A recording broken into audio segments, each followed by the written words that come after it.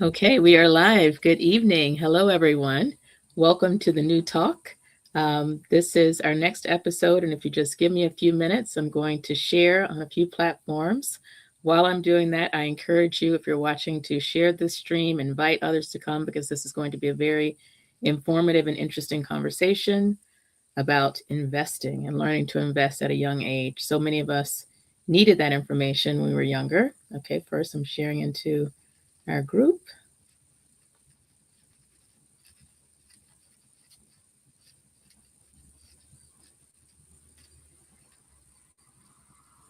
Okay, we have a very exciting guest. Welcome, Cole.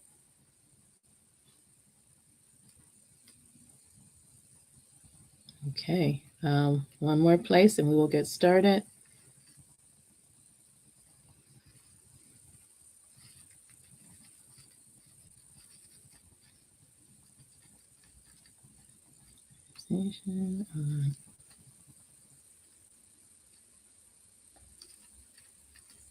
To invest, okay.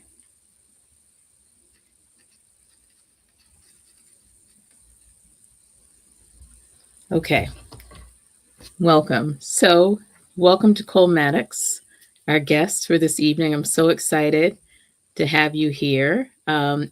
If you joined us last week, you got to see Cole's mom, Quay, who is the national president of Mocha Moms, and now we have her Sunshine. That's what we call our sons, our sunshines. And I just realized this is my second time doing this. So in January, we had Lucinda Cross, who does our annual virtual vision board party. And then we had her son, Khalid Barber, the following month. And now this is another powerful mom and powerful son combo. So I think this is my new format. I just stumbled upon it, but I kind of like it. Like, so if you are a mom son combo out there who would like to be featured on the podcast, please reach out. But tonight, I'm so excited to welcome Cole Mattox. And I'm just going to read a little bit about you before we get into the conversation. Cole is the co-founder and co-chairman of First Generation Investors, a nonprofit that has helped more than 4,000 high school students from underserved communities begin their own investment and retirement savings journey while they're in high school and already thinking about retirement. How helpful would that have been? Since 2019, FGI has grown to more than 400 volunteers across more than 20 states. He is a graduate of the University of Pennsylvania's Wharton School, and he also co-founded North Tabor Capital, which we didn't even talk about. So you're going to have to tell me what that is and how you founded it. He continues to open doors for the next generation through education, empowerment, and access. Cole has been a speaker at the Securities and Exchange Commission, New York City Public Schools, Goldman Sachs, Boggleheads, Harvard Graduate School of Education, and Microsoft. In 2023, he was named to Money.com's 50 most influential changemakers. And in 2024, Cole was named an Obama Foundation leader. That is very impressive. And please tell me, how old are you? Now I'm 26. Right, and he's only 26, so can you imagine all of these things? You already accomplished more than so many people accomplish in a lifetime. So before we start, I just want to say congratulations for all that you've accomplished in your young years. Thank you, and thank you so much for having me. Thank you for being here. Of course, really excited. Me too. So I think people will learn a lot from this conversation and from you just being the inspiring young man that you are. But first, before we get into all of the amazing things that you've done, I would just love for people to learn a little more about you. Like, tell us about yourself, whatever you want to share, your upbringing, where you're from, what you do for fun, whatever you want to share. Yeah, absolutely. So originally from Montclair, New Jersey, which is not super far from New York, but was honestly a great upbringing. Tried to sort of remain as involved in athletics as I could from a sort of pretty young age. Played ice hockey, which I was terrible at. Really? Played lacrosse, which I was slightly better at, but not much better. So yeah, pretty sort of normal, childhood upbringing. I guess my two sort of fun or somewhat interesting facts are I used to have just like a huge afro. So this is like, even though the hair for me is sort of longer, this is much shorter than it's been. Yeah, you still have like a little, I can see like a little bit. Yeah. Not very low. You had like a big, like out all the way. Really? Until what age? That was until 8th grade. Okay. So yeah, until I was 14, probably And about. what led you? What happened after that? After 14? It just it was actually pretty hard to fit in a helmet. So like that was Uh, that was one thing, and then it was just the maintenance. Um, yeah. my mom helped me with, so we'll talk about that probably at some point. Mm-hmm. And then the other thing is I've had 2 hip surgeries. So I have a screw in each hip, which Really? Were you injured, like playing sports? I guess I was partially, predisposed due to just Mm-hmm. however my infrastructure is. I think sports exacerbated that.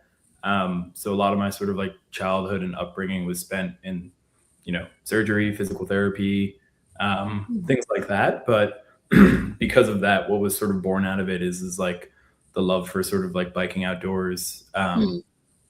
Previously running, not so much anymore. But always love being outside and sort of like being mobile, and it's hard for me to sit still. Okay. Interesting. And I bet it probably gave you a bit of, resilience as well, having to deal with that and heal and overcome it. Yeah. Yeah. Uh, I'm still stuck on your hair because I'm realizing my son is 14. My youngest son is 14. And he had like big hair, not an afro, but just like kind of wild hair. And then a couple of weeks ago, he went to the barber shop as he usually does and came back with no hair. So there's something about 14. It's like a turning point in people's lives. He didn't tell me he was going to do it. Just came, oh, just told the really? barber to like cut it all off. And now he has a little haircut. No, Yeah. it was a whole like back and forth and process and like ceremony of me cutting my hair. It was like it was Yeah. very involved. A lot of people had their hands in that decision. Yeah. Okay. So yours was like more an inclusive process. It Yeah. wasn't just got it. Okay. So Right. as you know, on our last episode, your mom Quay was our featured guest. She's the national president of Mocha Moms and an accomplished communications professional.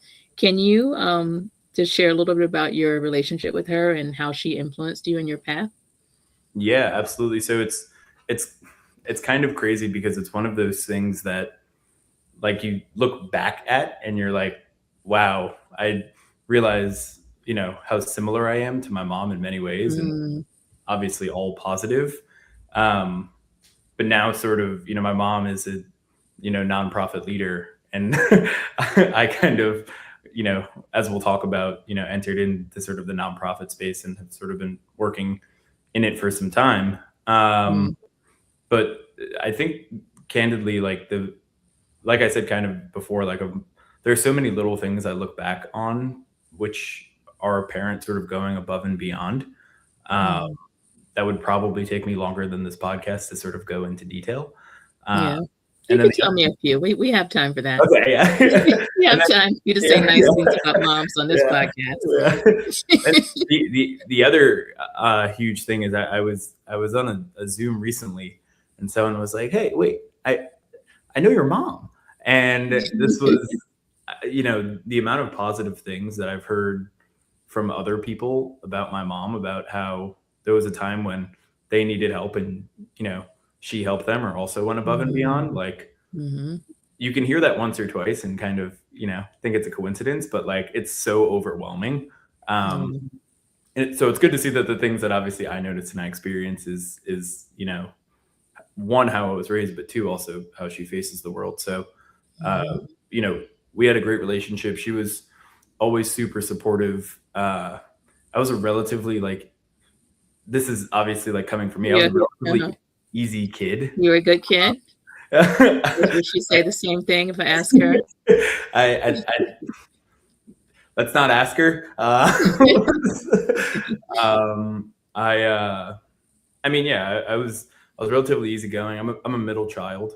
Um, Mm, kind of just kind of just hung out. There were small things like I'm allergic to nuts. There are a mhm. couple times where like I just bit into something and she's like you could have seen this coming, basically. So Yeah, um, yeah, I mean, I tried to not necessarily give uh, my mom a hard time when I was growing up, but it's just awesome to see like in so many ways how she was not only there for me but also there for others who I've since met. So yeah. And do you think you're the same way in that regard? I try to be. Mhm. Um, Yeah, I definitely try to be. I it's I think both of us are sort of like impact minded at scale. Hmm, I I love that. Explain. That's a phrase I'm familiar with. I actually say that as well, but Oh, for really? people who don't use that kind of language, what do you mean by It's impact very oriented at scale? it's very not nonprofit speak, but Yeah, yeah. um, it's just like you could sort of spend time, either helping one person or a small group of people, or you could spend your time trying to figure out how to use that same amount of effort to help a sort of much larger group of people, or either help Hmm. you know more efficiently, right? So Hmm. it, those are kind of the two ways that I think about it. And that's how I was raised. Like I was raised watching my mom, you know, be faced with these decisions and, say, I have a budget meeting this night, and I like, so that was Hmm. sort of normal. And you were Uh, paying attention. it seems like I was, yeah. Yeah. I obviously we'll get into like more FGI. I never necessarily sort of set out to do this. It just kind of happened. And I think Hmm. the sort of upbringing and obviously my mom and what she's done like made me pretty uniquely qualified to sort of execute. Hmm. Um, but yeah. That's beautiful. Thank you. So we're going to get into FGI and what it is, but before we talk about that, tell me about your undergrad experience. So I learned something new tonight, which is that if you go to Wharton undergrad, everyone gets a BS in economics with a concentration in something. So tell me what you study. Yeah. So as mentioned, uh, BS in economics with a concentration in finance. And Hmm. my sort of, I guess, specialization or sort of focus, there's some other word that they use, was quantitative finance. Uh, Okay. And how did you choose that? Did you always love math or? yeah, I mean, the short of all that just means I'm a nerd, right? So, um, always kind of loved math and sort of math adjacent things. I got Mhm. sort of early exposure to computer science. Um, and coding is pretty hard. So I was actually originally actually not going to Penn. I was supposed to actually go to college in at Cal Berkeley and Mhm. play lacrosse and major in computer science. Um, and it was far away from home. Computer science is quite hard. My mom is actually from Philly, so that's actually another big part of the Oh, yeah, that's the right. the reason why I sort of um, switched. But Mhm. yeah, Amazing. So you major in all this quantitative stuff. And at what point did you discover investing as an area of interest? yeah, for sure. So I kind of want to talk about just money broadly and then into Okay. investing.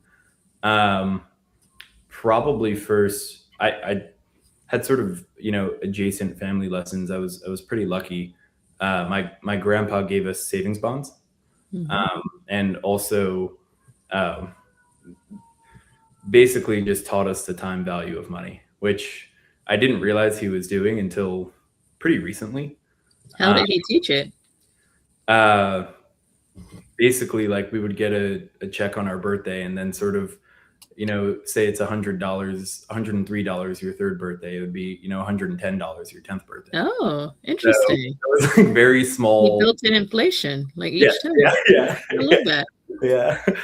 Um, so that was obviously fascinating, and he was a college professor and uh, had an account with TIAA, which was super. Again, another sort of like awesome institution.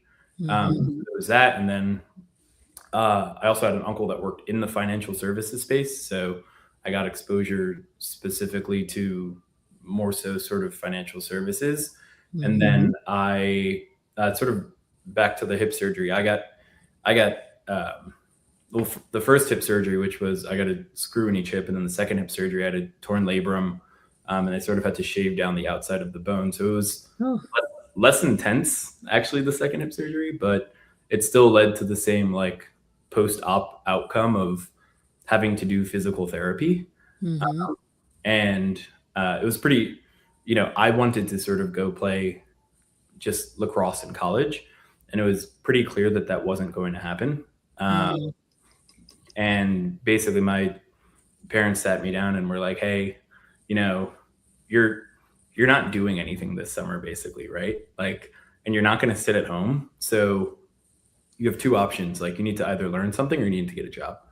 And there was This is why you're recovering from hip surgery? this was slightly after, so I I got a was like, they're hardcore. They're like, okay, the surgery's over. Where do you work? yeah. So I got a little bit of grace. Yeah. And essentially for me, it was, there was a segment on the news about a program called All-Star Code. And Mm-hmm. the sort of premise of the program is to teach young men of color computer science skills. So this was sort of a lot of my early exposure. Mm-hmm.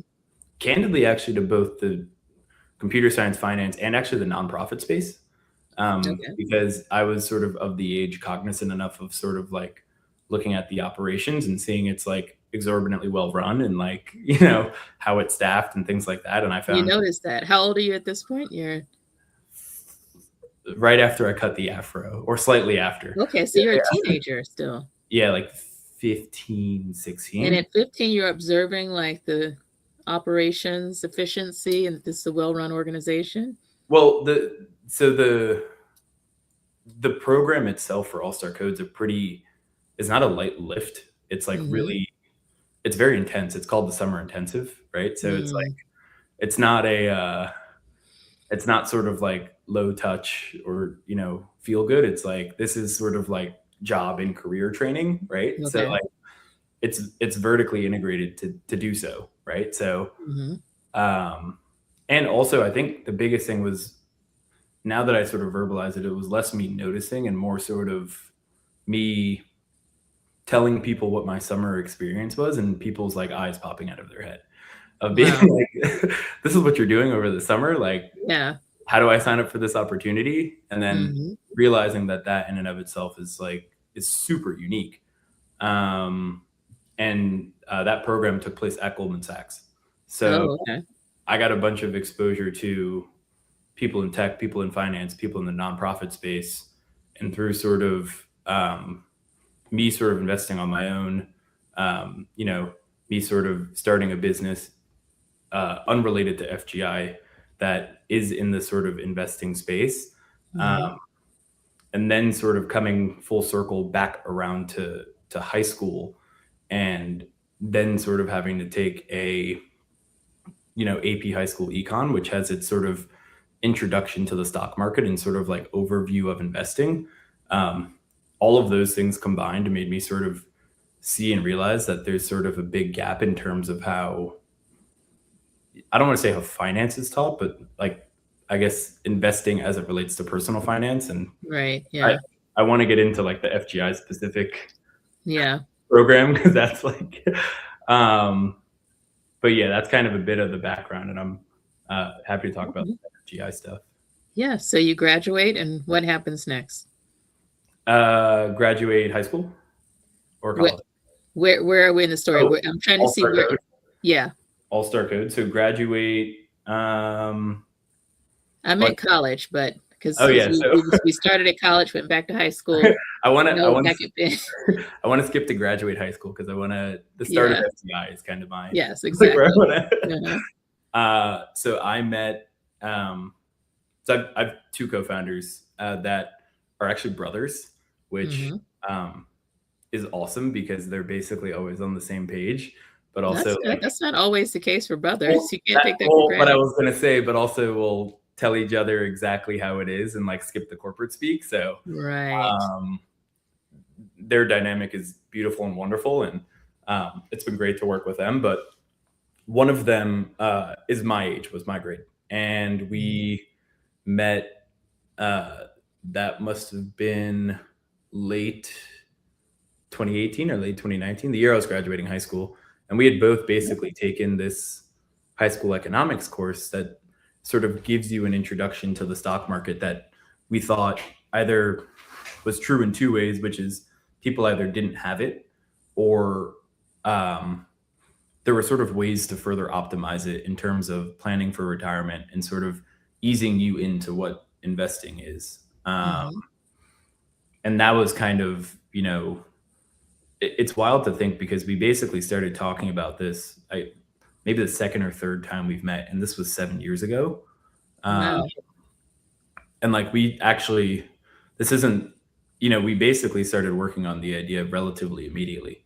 Um, and we didn't know that we were working on it or sort of, you know, have sort of set goals or milestones or things like that. But it was kind of just something that came about based off of us looking at how we were taught and us looking Hmm. at this huge, just massive, lack of financial literacy, especially at that time broadly. It's, there's sort of since been like pretty monumental gains, uh, Yeah.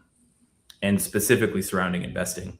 And we Hmm. thought the sort of, greatest, marginal impact could be had teaching, folks early. So I'll kind of pause there because I know that that was a lot. Yeah. No. Well, let's jump to it. Tell me, what did you all create? Tell us about FGI Yeah, absolutely. So and how you got started.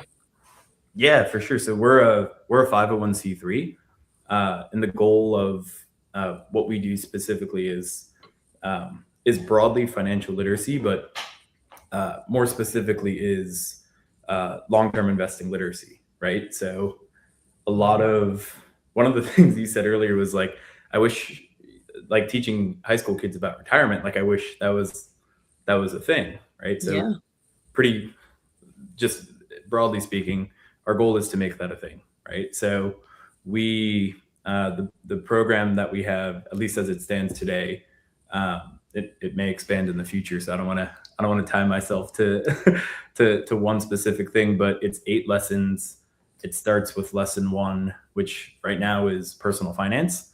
Hmm. It's the only thing that we teach twice. So it's personal finance, and then the sort of lessons in between the bookends of personal finance are things like what is a stock, what is a bond, volatility, diversification, dollar cost averaging, compound interest. So the goal of the program is to not sort of ever teach anyone how to analyze a single stock.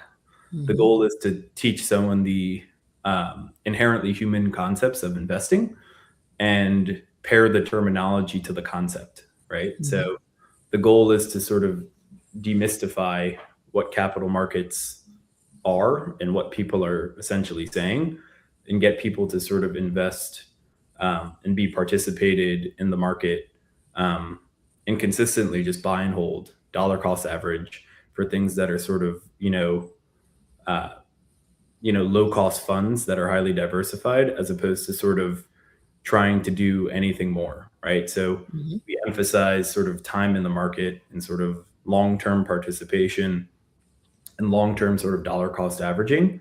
Um, and that's kind of what the program is. Uh, Yeah.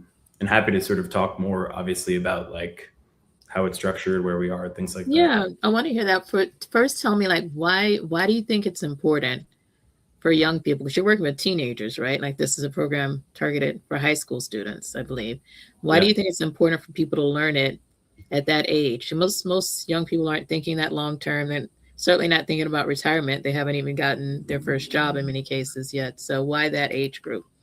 Uh, a couple, you'll, a lot of what we did early on, just like full disclosure, was just like, okay, we were that age group, right? So You don't know. Yeah. like, like there's sort of a large list of things that sort of both were the right decision and happened to be the case. Right. Got it. Yes. And Yes. this is that is why it happened to be the case. And the reason why it was the right decision is twofold.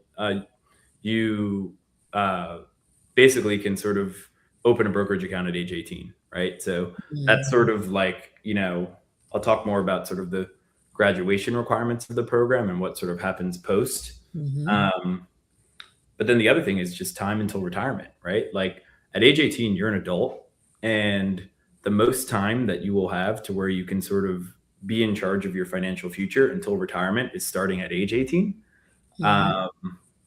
And the compound interest lesson, like you can, like math is math.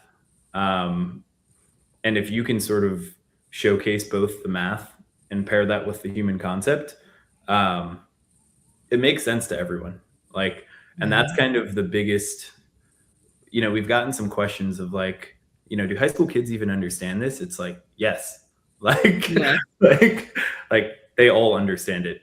Mm-hmm. And the other big thing is, it's just like a lot of folks are starting to realize just how unbelievably easy it is to either open up a brokerage account or sort of have like mobile access to capital markets. And it's on sort of, a lot of these neo banking apps, right? So if Mm-hmm. you walk into a lot of these classrooms, I think 30 years ago, and you said, what is the stock? A certain sort of percentage of the people might know, but if you ask today, everyone knows. It's just no one knows anything about them. So for Mm-hmm. us, there's a ton of misinformation and bad information. And the Mm-hmm. biggest thing that we wanted to do was um, actually just level set with everyone and say, like, the people who have sort of been successful in sort of retirement investing say this. Let's sort of make it so that high school kids can understand it. Um, and yeah, that's kind of where we landed. Okay. Well, tell me more about how the program works. Like, how do people access it? Who are you partnering with? Yeah, absolutely. So the main sort of delivery method that we started with that grew a ton was a near peer approach, right? So we had college students volunteering and teaching high school students. Hmm. And for us, that was awesome for a lot of reasons. Uh, One being, a high school student will really, really listen when there's a college student telling them, like, hey, here is sort of the path forward. It's someone who's sort of Yeah. slightly older than them. So that was sort of the main, you know, delivery method for many, many years. It's still a huge part of our delivery method, but we're sort of now also having this sort of be directly in schools. So we have partnerships with school districts. Hmm. Um, we've helped and assisted in doing professional development for teachers in these school districts.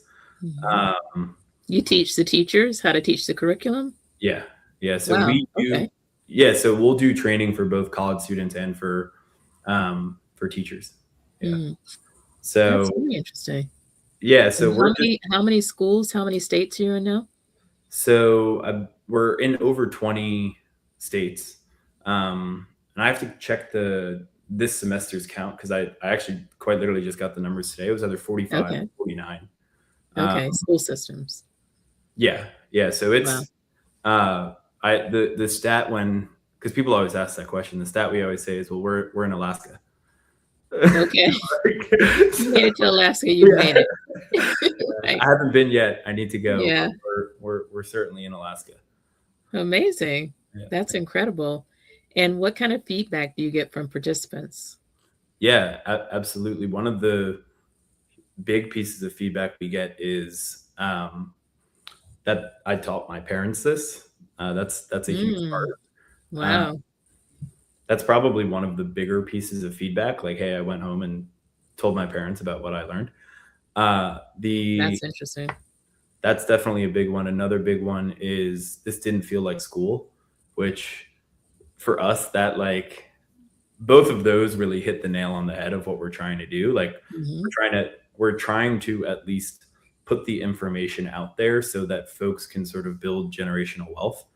Um, and also, we didn't want it to feel like school because we sort of got what the school experience was of Right. here's how you should be exposed to this, and it felt like school. It's very. I will just caveat all this by saying it's very different from when I went to high school today, Hmm. um, and it's moved definitely in the right direction. Uh, but again, like for us, like the big thing that we do is we survey the students constantly, right? So Okay. we have over 4,000 students who've gone through the program, and they're surveyed at the end of every lesson. So 8 lessons times the amount of students that have gone through, Hmm. we'll get you a lot of data points. So Yeah. for us, all of our program and content and delivery has been refined very specifically by the students.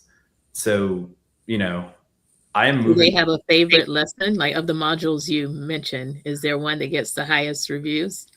So there's a couple things that because the program is 8 weeks, we view all of the reviews as like, we track a number of different metrics. One of them, some are very tangible and some are sort of less tangible, but for us, both help. I think that I would probably say the compound interest lesson, because that's what ties it all together. It's like, this is why this is all important, basically, right? Like, here's where you could be sort of by retirement, here's what you could be if you sort of consistently dollar cost average, stay diversified. But it's like, Yeah. there's still the looming question of why, right? So Well, I can think, you just take a moment to explain compound interest? Because I don't want to assume that our audience all understands that. Yeah, for sure. So the best way to describe compound interest is that simple interest is interest on a sort of fixed amount, and compound interest is sort of interest on interest. So interest on interest, dollars on dollars on dollars. Dollars on dollars. Yeah. Okay. Yeah. So yeah, and the one part of the program that I'm not sure if I mentioned, but the real kicker of what we do is at the end of the program, we help students open brokerage accounts, and we actually seed their initial deposit in shares. So wow. we're not only sort of teaching, but we also want to break the inertia barrier of like, now you have an account, now there's money in it, just add money and wait. So you give them shares in a certain company, or? So yeah, so what we have at the end is what's known as the capstone. It's all low cost, like highly diversified funds that the students can pick from. Essentially, when they attend 6 out of the 8 sessions, turn 18, and graduate high school, and open a brokerage account, they'll be sent that. Nice. And for people who aren't a part of the program, what if you're starting a brokerage account at age 18, what would you advise in terms of a decent amount to start with? That's the big thing I'll say about everything in terms of either dollar amounts or things to do or things to not do is, all of investing in personal finance is very much so catered to like where people are in their sort of income journey, Right. educational journey, emotional journey. Yeah. I know that's kind of a cop-out answer, but no, it's not. As soon as I said it, I was like, well, it depends on how much you have. That's what I was thinking in my head. No, okay. Yeah. So it's not a cop-out answer. How have you all grown over time? Like, what's been your strategy to scale, as you said earlier? Yeah, absolutely. So very early on, it was call everyone that you know and ask for help. I mean that sort of from the volunteering side, right? Like like I said, like my 2 co-founders are amazing and sort of just remarkable people in their own right. And one of them created what's known as the binder. So he looked at me and was like, wow, this is great. When we sort of started doing the teaching ourselves, right? It was quite literally us. So myself, my 2 co-founders, and 3 kids. And essentially, one of them looked at me and said, like, this is great, but we need to be in every high school in America. And I was like, that's we're here with 3 kids, so that's a pretty lofty goal. I love that intention, though. Yeah, and you have to be able to see it. And I think honestly, that for me was probably the first moment where I was like, okay, wow, this could be bigger. And essentially what he did is he created something called the binder. And what that is basically, it was how to essentially reverse engineer what we did from the sort of infrastructure standpoint, right? Do you need a faculty advisor, right? Like, here's the messaging that you should post on LinkedIn to be able to sort of help, recruit people for, helping also volunteer for this. And it was sort of created once, but has evolved over time, and just like it's like it is our sort of source of truth on how to scale. And I think every organization needs either that document or some form of that document to be ordered to in order to sort of have this North Star of here's how we're going to grow and here's how things are going to move. And having that, I think, was candidly the biggest reason probably why we scaled. Because people were like, oh, well, how do I do this? And it was like, it's in your email, right? Like it just became very turnkey.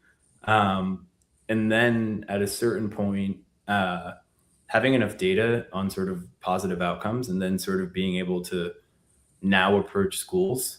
The way we found the first school was knocking on doors, like actually knocking on doors, right? So now being able to say, we have tutors from these schools and we have, a corporate partner here and this sort of set of outcomes, and then sort of being able to walk into the schools or walk into the, a meeting with a sort of district administrator or things like that and say like, not only does this work, but, like we want to do it here. Right. Those are probably kind of the two things, like being sort of both, driven and led by the North Star of the binder. And then just like having the data to basically walk into places and say like, we know what we're doing is working and we will do and do it together. So. Well, I also read that you got a pretty large surprise donation at some point. Can you tell me about that? Yes. Yeah. We were, very, very blessed to receive a really large donation at I think that was actually the start of last year. Yeah, we got a $1 million donation from an entrepreneur that is really passionate about, helping sort of level set inequality and preserving the American dream. And for us, I mean, not only are we exorbitantly grateful for the donation itself, but also for us, like it is a sort of massive validation in our mind of we're moving in the right direction. Absolutely. I was so happy to see that. That's incredible. Yeah. If he's watching tonight, mobunited.org/donate. Yep. We're trying to close the inequality gap as well. So yeah. There's a couple of things that have sort of happened in the growth of this that are like just crazy surreal. And that's really incredible. That was I know that had to feel so validating. Yeah, that was crazy. So we have a question from the audience, but before we go to that, I wanted to ask you about the other company you founded, North Tabor Capital. What is that? How did it come about? So it was post All-Star Code. I was really passionate about, again, public markets and investing. So that was sort of my first foray into investing. And I, it was the thing that I realized pretty early on about, investing as a whole is that it's super customizable for what you're trying to achieve. And like I said, basically back on the personal finance and financial literacy point, I became obsessed and sort of still am with sort of like portfolio optimization. And again, that kind of ties into how we thought about what we should do in FGI, which is both long-term investing, but also from the sense of what you should do to optimize for your outcome. Can you explain a little bit more portfolio optimization? We're not all as smart as you, Cole. You have to break this stuff down. We don't know what this means. Yeah. Basically, as it relates very specifically to FGI, the goal that we're trying to sort of optimize for students is long-term sort of participation in the market, and sort of a average return of what the market essentially is, like sort of with participation, right? So that is sort of a higher correlated version of what a portfolio might look like, right? So essentially, in undergrad, I did a little bit of research in sort of my undergrad degree. Again, like sort of focused on how can you sort of create a portfolio with those same returns and a differentiated sort of correlation to the market. So again, like I'm definitely a finance nerd. I love it. But again, like all of that kind of led me to this realization of there are a lot of people that either don't necessarily even know what a stock is or Right. sort of that they should participate in the stock market or have been sort of given misinformation about the stock market or, are afraid of the stock market. I think there's a lot of generational trauma as it relates to investing as a whole. Yeah. And the mission of FGI very specifically is to sort of both unpack and push that forward. So We have a question. Do you suggest that young people invest in individual stocks of companies that maybe they're interested in and know about, or should they focus on mutual funds and ETFs? So I'll caveat all of that by saying we don't give any, I guess, advice or recommendations. That's Okay. sort of that is the sort of disclaimer. But I'll tell you very specifically what FGI does, which is it's sort of a focus on the sort of more diversified funds. But the other thing that I will also say is that investing in individual companies oftentimes leads to a high level of engagement and a high level of sort of mental engagement with sort of the underlying metrics. Right. Yeah. Um, You have something in particular to follow, right? you have something in particular to follow. If it's a company you like, you may have purchased from them before. Yeah. So you can kind of mentally see price changes. You can also sort of, deeply understand their lines of business. Right. You can see the decisions they're making. If you're a consumer of their products, right, you can see the Yeah. decisions they're making, who their Yeah. competition is, and then how that's impacting the stock. Yeah. So there is not to sort of not pick either of them, but if we don't give obviously any sort of proper investing advice, but if there was anything that I were to say on the matter, it would sort of surround basically you have to know what you're buying. You have to be comfortable with owning it for the long term. You have to study it like anything you've ever studied before. And it just need I see the quiz. Yeah, Just someone agreeing with you yeah. on So, investing in a single company is easier to talk about it. yeah. Young. So again, it's all like I said before, it's all like exorbitantly customizable, and no one portfolio is the same. No one person's, and this is kind of what we were saying before. No one person's risk appetite is the same. Emotional Yeah. maturity, income. So, I'll give the lawyer answer and say Well, nothing's prohibiting me from giving advice. So I'm going to interpret what you said as invest in diversified funds, but maybe pick one or two stocks that you want to follow. Don't waste too much money on it, like money that you don't mind losing, because it is a lot more volatile to choose just one stock. But that way you track the company, you track their decisions. I think I'm making this up real time, but you'll be, as a young person, you'll be more engaged if you choose a company where you understand the product lines, you follow their decisions, you follow that particular stock. I think it really brings it home, but then have more money in a diversified portfolio. yeah. Another question: what's been the most effective way to help young people understand the importance of investing compared to the short-term gratification of spending? Ooh.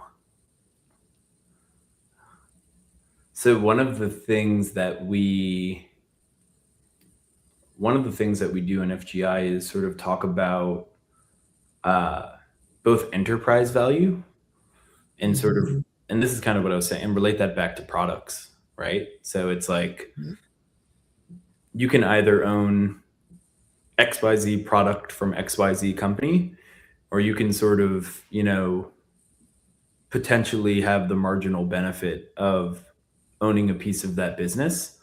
Mhm. Um, But how do you convince a teenager that, you know what I mean, that they yes. want a piece of the business as opposed to this thing that they want? Well, so I'll give you the one quote that was. There's a few things again where it's like hits the nail on the head. It's either sort of happened to be versus was the right decision, and um, like I said, like all of the sort of curriculum is sort of created by it was originally created by us, but it's sort of improved upon by the students in terms of their feedback. Mhm. And um, tying this sort of all together, one of the examples was when a famous NBA basketball player's shoe broke. And Mhm. we were talking about sort of, what could cause volatility, why it's important to be diversified. And one of the examples that was, Like the shoe he was wearing? Like, yes, yeah, okay, yeah. yeah. So yeah, so instead, right, teens. So Yeah. that was sort of in the curriculum, uh, and essentially one of the student pieces of feedback unsolicited was that this program taught me that I should invest in stocks over sneakers. And because basically the rationale was, that was a short term movement. And essentially, Okay, I would make nothing off of owning that pair of shoes. But essentially, over the long term, I could have owned a piece of this great business that all of my right. friends are buying shoes from. Mhm. And Um, you'll have a lot more sneakers later if you want them. yeah. So delayed gratification is probably the hardest thing. But again, like Yeah. that's why we've worked obviously hard on all these. But the compound interest lesson is Mhm. is for us kind of one of the most important, Okay. because again, like it ties it all together. It's very hard is the short and honest answer, um, but it definitely is possible. I mean, we walk students through the compound interest calculator and like also just historical returns and benefits of diversification, and it's like when you're in high school you're also in the sort of you know peak of your quantitative intensity, right? Like you're doing math a lot often. Yeah. And you're probably doing math that you may never do again, depending on what career Exactly. you choose, you know. Yeah, so you're at the peak I of your. haven't used calculus since 12th grade, Yes. you know. Yeah. So you're at the peak of sort of being the most tuned in that you'll ever be quantitatively. And That is a good point. I didn't think about it that way. yeah, and it's and the math that we present is is super simple, but is Mhm. also like is overwhelmingly definitive in terms of the you know direction of truth, right? Mhm. So I think there's a number of different things. I think short term sort of delayed gratification is not nearly as sort of like dangerous as the sort of upswing and the trend of sort of like short term trading and quote like investing in sports betting. Yeah. Can we talk about that? Because a lot of kids are getting into like betting, and they you're right, they may find that more exciting than investing because you have the instant thrill or defeat. Yes. Like, how do you show them a better way, I guess? Well, yeah, it's I think neurologically sports betting is more exciting than investing. Just because of the like feedback loop of gratification, like exactly like you said. Mhm. Um, but the most important distinction is sports betting is not investing. like, like these two things are not the same thing. There is a great organization that we work with that basically um, put out the commercials are that put out Mhm. a big uh, you know I guess it's either curriculum or sort of statistical analysis, both sort of illustrating the difference but then sort of really also you know hitting the nail on the head in terms of the math of like what the outcome is if you Like sort the of look at probability of you winning. crazy. If you look at Mhm. sort of, I don't need, if you look at the, a large, cap index fund and sort of buy it and wait 30 or 40 years, like you're, assuming everything is stays relatively similar in just the world and life, the sort of odds of success um, are just really high, right? Mhm. Like it's this is sort of what all of retirement investing is sort of based on, Mhm. and the the sort of very structure of like how sports betting works is not for you to win, and that for me, how do you convey that, and how do we sort of approach it? I We haven't tackled it yet.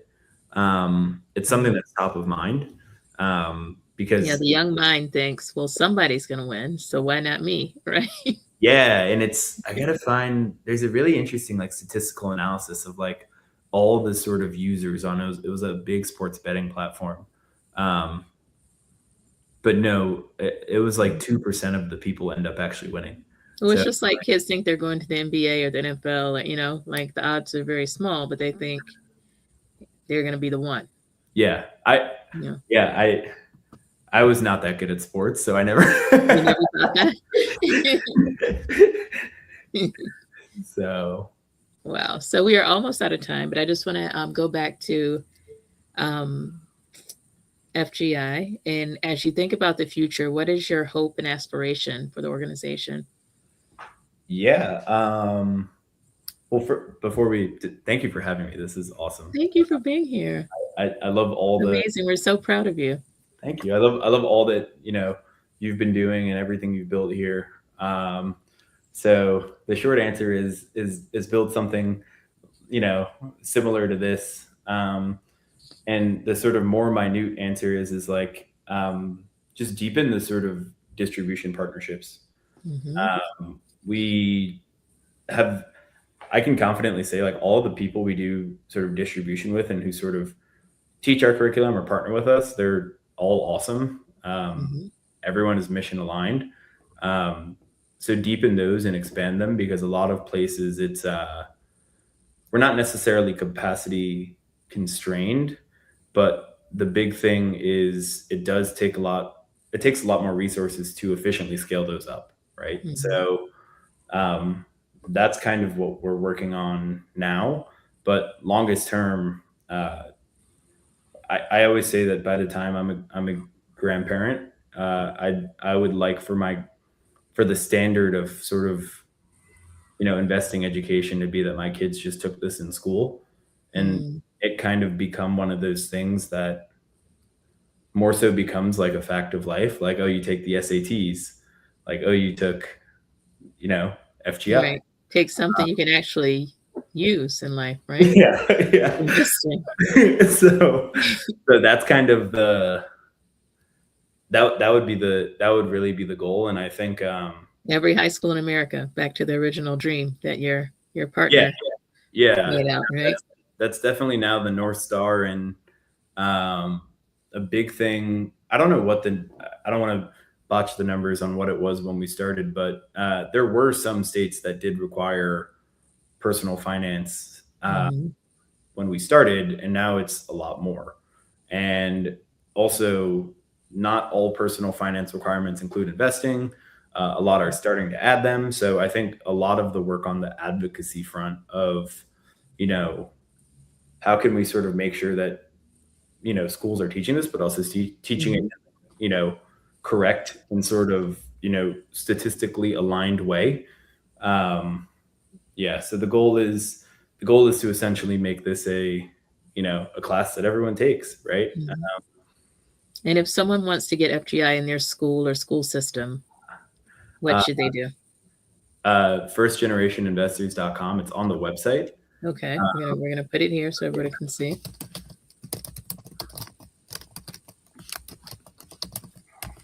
So if they go to the website, it will tell them, Yeah, there's a tab that says join us, okay, and then you can click on high school or college and university. okay, Yeah. all right. So I'm putting it here so everyone can see. Um, Before we wrap up, is there anything else you want to share? Closing words? Shout out my mom, right? Yeah. Shout out to Quay. Yeah. You raised a beautiful son, and we thank you so much. We're so proud of you. I'm calling this a sunshine spotlight because we just love to see our sons grow up and do amazing things. And I know that you will be an inspiration to so many. So just thank you for being here. We will continue to follow you and encourage you and support you in any way that we can. Thank you. Appreciate it. Yes, and everyone spread the word, share this stream so that others can learn about FGI as well. Awesome. Thank you. Thank you, Cole. Good Appreciate night. it. All right. Talk to you later. See ya.